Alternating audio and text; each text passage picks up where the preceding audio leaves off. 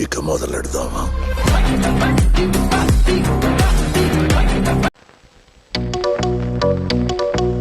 Welcome to మీ trader Telugu.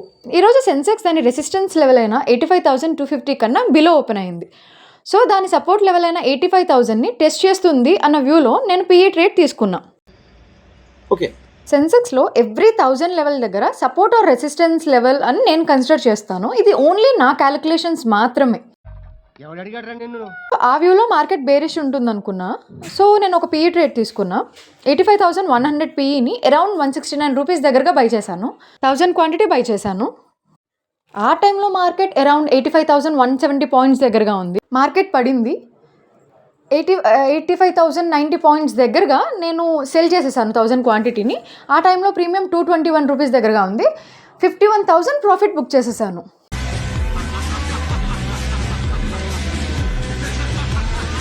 మళ్ళీ market కొంచెం రేజ్ అయింది. సో నేను ప్రీవియస్గా కొన్న 85,100 పిఈ 197 రూపీస్ దగ్గరగా పడిపోయింది దాని ప్రీమియం. సో నేను మళ్ళీ అక్కడ రీఎంట్రీ తీసుకున్నాను. మళ్ళీ 1000 క్వాంటిటీ బై చేశాను అక్కడ.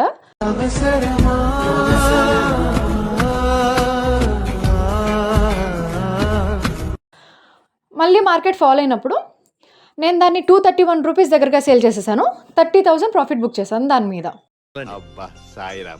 ఓవరాల్ 86,000 ప్రాఫిట్ బుక్ చేశాను ఈరోజు.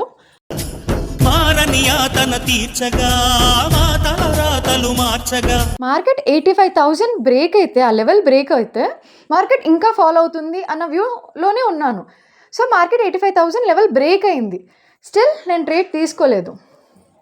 బికాస్ ఐదర్ నేను ప్రాఫిట్ వచ్చినా లాస్ వచ్చినా ఒక పాయింట్ తర్వాత నేను ట్రేడ్ తీసుకోను. ఎంత గొప్పగా ఆడావన్నది ముఖ్యం కాదు, ఎప్పుడు ఆపావన్నదే ముఖ్యం. ఈరోజు మార్కెట్ పడుతుందన్న వ్యూ ఉన్నా కూడా నేను తర్వాత ట్రేడ్ తీసుకోలేదు. నేను ఆ విషయంలో చాలా అంటే చాలా స్ట్రాంగ్గా ఉండాలనుకుంటాను. సో నేను లాస్ వచ్చిన రోజు కూడా అక్కడ ఆపేస్తాను అన్న వ్యూలో, ప్రాఫిట్ వచ్చినప్పుడు కూడా ఆపేస్తాను. నేను ఒక పాయింట్ తర్వాత ఇంకా మార్కెట్ ఎన్ని పాయింట్స్ డౌన్ అయినా ఆర్ ఎన్ని పాయింట్స్ రైజ్ అయినా నేను ట్రేడ్ తీసుకోను. ఓవరాల్ 86,000 ప్రాఫిట్కి నేను ఈరోజు ట్రేడ్ని క్లోజ్ చేసేసాను.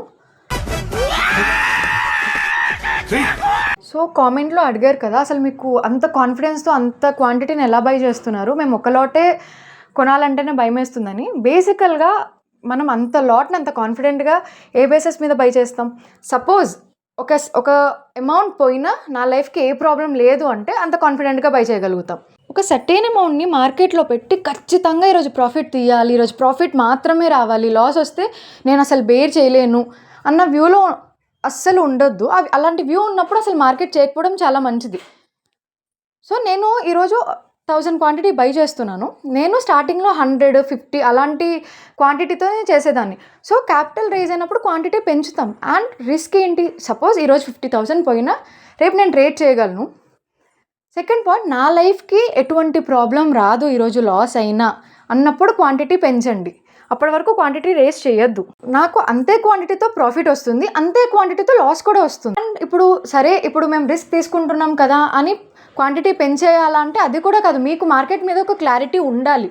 ఈరోజు నేను అంత ధైర్యంగా అంత కాన్ఫిడెన్స్తో 1000 క్వాంటిటీ కొంటున్నాను అంటే నేను మార్కెట్లో చాలా షూర్ ఉంటాను. ఓకే, మార్కెట్ పడుతుంది, ఈ లెవెల్ వరకు పడుతుంది, ఇక్కడ నుంచి మార్కెట్ రేజ్ అవుతుంది అన్న వ్యూలో.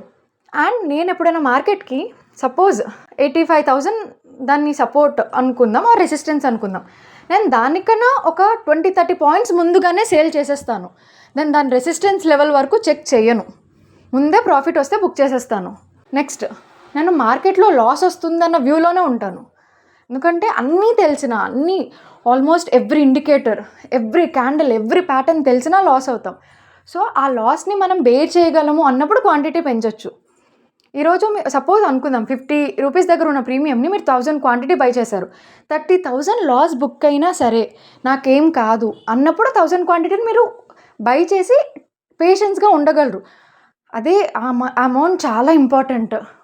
చాలా ఇప్పుడు ఆ అమౌంట్ పోతే అసలు నాకు లైఫ్ లేదు అనుకున్నప్పుడు ఒక 2 రూపీస్ అయ్యో 2 రూపీస్ పడిపోయింది, అయ్యో 2,000 లాస్ వచ్చేసింది అన్న భయంతో మీరు ఇమీడియట్గా సెల్ చేసేస్తారు. సో ఒక అమౌంట్ మార్కెట్లో ఒక అమౌంట్ పెట్టి బై చేస్తున్నప్పుడు కొంచెం లాస్ వచ్చినా సరే ఏం కాదు అన్నప్పుడు మాత్రమే బై చేయాలి క్వాంటిటీ పెంచి. నేను ఎవ్రీ డే ట్రేడ్ చేసేటప్పుడు మార్కెట్లో లాస్ వస్తుంది, దానికి నేను రెడీగానే ఉన్నానన్న అంత కాన్ఫిడెన్స్ పెట్టుకొనే నేను ట్రేడ్ తీసుకుంటాను. అండ్ నేను కూడా స్టార్టింగ్లో అంతే తక్కువ క్వాంటిటీ చేసేదాన్ని. సో స్లోగా క్వాంటిటీ పెంచాను నేను. ఇంకా అక్యూరసీ. ఫస్ట్ ఆఫ్ ఆల్ మనం మార్కెట్ గురించి తెలుసుకోవాలంటే we should not depend on any one. అది ఎంత పర్ఫెక్ట్ పీపుల్ అయినా వాళ్ళ మీద డిపెండ్ అవ్వద్దు. మనం మార్కెట్ని అబ్జర్వ్ చేయాలి. నేను ఓన్లీ గ్రాఫ్ ప్యాటర్న్సే ఒక 1 year అబ్జర్వ్ చేశాను. ఓకే, ఈ క్యాండిల్ తర్వాత ఇలా ఫామ్ అవుతుంది, దీని తర్వాత ఇలా వస్తుంది. ఓకే, అన్నీ కరెక్ట్గా ఉన్నా కూడా మార్కెట్ ఆపోజిట్ డైరెక్షన్ వెళ్తుంది. సో అన్ని వ్యూస్ మనకి క్లారిటీ ఉండాలి. ట్రేడ్ తీసుకునేటప్పుడు మనం చాలా క్లియర్గా ఉండాలి. సో దాన్ని ఎక్కడ అమ్మేయాలి, ఎక్కడ వరకు హోల్డ్ చేయొచ్చు అన్న వ్యూ మనకు ఉండాలి. సో ఎవరో కాల్స్ చెప్పేస్తున్నారు అని బై చేసేయడము, మనకు ఒక క్లారిటీ లేకుండా మాత్రం అస్సలు కొనొద్దు. అండ్ అది ఎలా వస్తుంది అక్యూరసీ అంటే మనం ప్రతిరోజు మార్కెట్ని చెయ్యకపోయినా చూడండి. మీరు అసలు ఆ రోజు ట్రేడ్ తీసుకోకపోయినా పర్లేదు, మార్కెట్ని చూడండి. అసలు మార్కెట్ ఎలా అబ్జర్వ్ చేస్తుంది ఆ పర్టికులర్ టైంలో. నేను చాలా క్యాండిల్ ప్యాటర్న్స్ మీదే డిపెండ్ అవుతాను. నా 95% ట్రేడింగ్ దాని నుంచి. సపోజ్ నేను అది ఎక్కువగా ఫాలో అవుతాను. మార్కెట్ దాని సపోర్ట్ ఆర్ రెసిస్టెన్స్ లెవెల్ దగ్గరకు వచ్చినప్పుడు నేను ఒక 30 points ముందే సెల్ చేసేస్తాను. ఆర్ ఒక 10 points, నిఫ్టీ అయితే ఒక 10-15 points ముందే సెల్ చేసేస్తాను. బికాజ్ అది అక్కడ వరకే వచ్చి రెసిస్టెన్స్ తీసుకుంటుంది, అక్కడ వరకే వచ్చి ఖచ్చితంగా సపోర్ట్ తీసుకుంటుంది అని ఉండదు, ముందే తీసుకుంటుంది. సో అండ్ నేను సపోజ్ ప్రాఫిట్ వస్తే లెవెల్స్ ఏం పట్టించుకొని ఇంకా బుక్ చేసేస్తాను. ప్రాఫిట్ వస్తే ఇంకా ఈ లెవెల్ వరకు వస్తుంది, ఇంకా ఎక్కువ ప్రాఫిట్ వస్తుంది, వెయిట్ చేద్దాం అలా ఉండను నేను. సో నేను ముందు ప్రాఫిట్ వస్తే నేను బుక్ చేస్తాను. అండ్ పేషెన్స్ అన్నది మన వ్యూ మీద చాలా కాన్ఫిడెన్స్ ఉన్నప్పుడు పేషెన్స్ వస్తుంది. మీరు మార్కెట్ పెరుగుతుంది అనుకున్నారు, మార్కెట్ ఆపోజిట్ డైరెక్షన్ వెళ్ళింది, స్టిల్ మీకు అనిపిస్తుంది మార్కెట్ పెరుగుతుందని. మనం అన్నీ చూసుకున్నారు, మీరు క్యాండిల్ ప్యాటర్న్స్ అవన్నీ అబ్జర్వ్ చేశాక స్టిల్ మీకు ఒక స్ట్రాంగ్ ఒపీనియన్ ఉంది మార్కెట్ పెరుగుతుందని, అప్పుడు ఖచ్చితంగా వెయిట్ చేస్తారు. అదే వేరే వాళ్ళు చెప్పారు మార్కెట్ పెరుగుతుందని, మార్కెట్ పడుతుంది. సో అప్పుడు మీకు ఒక క్లారిటీ ఉండదు. వాళ్ళు చెప్పారు పెరుగుతుందని, కానీ మార్కెట్ పడిపోతుంది. ఎందుకు పడుతుందో క్లారిటీ ఉండదు. తర్వాత పెరుగుతుందన్న హోపు ఉండదు. సో ఫస్ట్ ఆఫ్ ఆల్ మనం ఒక ట్రేడ్ తీసుకుంటున్నామంటే మనకంటూ ఓన్ వ్యూ ఉండాలి. సమ్టైమ్స్ అన్నీ తెలిసినా కూడా లాస్ అవుతాం. నేను ఒకటి చాలా ఎక్కువ నమ్ముతా, అది నేను చాలా ఫన్నీగానే నమ్ముతా. సపోజ్ సెన్సెక్స్ తన ఇండెక్స్ అదే ట్రేడ్ చేసుకున్నా కూడా లాస్ అవుతుంది. ఏం చెప్పేవరా? సో మార్కెట్లో అన్నీ తెలిసినా లాస్ అవుతాం. మీరు ఒక అమౌంట్ నేను పోయినా పర్లేదు అన్నప్పుడు మీరు క్వాంటిటీ పెట్టి ధైర్యంగా ఉండొచ్చు. బికాస్ అదే క్వాంటిటీతో మీరు ఎంత లాస్ అవుతారో అదే క్వాంటిటీతో మీకు అంతే ప్రాఫిట్ కూడా వస్తుంది. సో క్వాంటిటీని బై చేయాలి అంటే ఫస్ట్ మీ బ్రెయిన్లో ఆ అమౌంట్ చాలా ఇంపార్టెంట్, నా లైఫ్ అంతా ఈ అమౌంట్ మీద డిపెండ్ అయి ఉంది అని ఉంటే చెయ్యొద్దు. పర్లేదు ఈ అమౌంట్ పోయినా పర్లేదు, నా లైఫ్ అప్ అండ్ డౌన్ అయిపోదు, కంప్లీట్గా చేంజ్ అయిపోదు అన్నప్పుడు మీరే ధైర్యంగా క్వాంటిటీని బై చేయగలరు. Thank you. మీరు చూసింది కొంతే, చూడబోయేది ఇంకెంతో. అందుకే సబ్స్క్రైబ్ చేసుకోండి.